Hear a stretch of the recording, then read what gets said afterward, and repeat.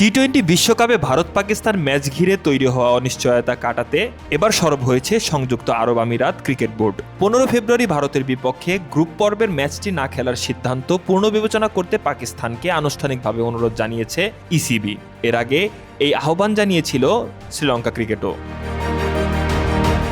আন্তর্জাতিক ক্রিকেটের স্বার্থের কথা বিবেচনা করে ম্যাচটি খেলতে পাকিস্তানকে রাজি করানোর চেষ্টা চলছে। টুর্নামেন্টের গুরুত্ব এবং দর্শকদের প্রত্যাশার বিষয়টিও সামনে আনা হয়েছে আলোচনায়।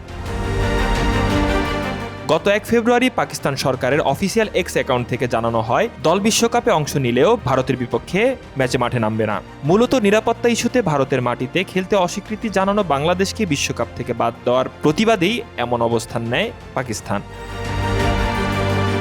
এদিকে আন্তর্জাতিক গণমাধ্যমে জানিয়েছে, গণমাধ্যমের খবর ভারতের বিপক্ষে পাকিস্তান খেলবে কিনা সেই চূড়ান্ত সিদ্ধান্ত নেবেন দেশটির প্রধানমন্ত্রী শাহবাজ শরীফ। পাকিস্তান ক্রিকেট বোর্ডের চেয়ারম্যান মহসিন নাকভি প্রধানমন্ত্রীর সঙ্গে বৈঠকে আইসিসি প্রতিনিধিদের সঙ্গে হওয়া আলোচনার বিস্তারিত তুলে ধরবেন।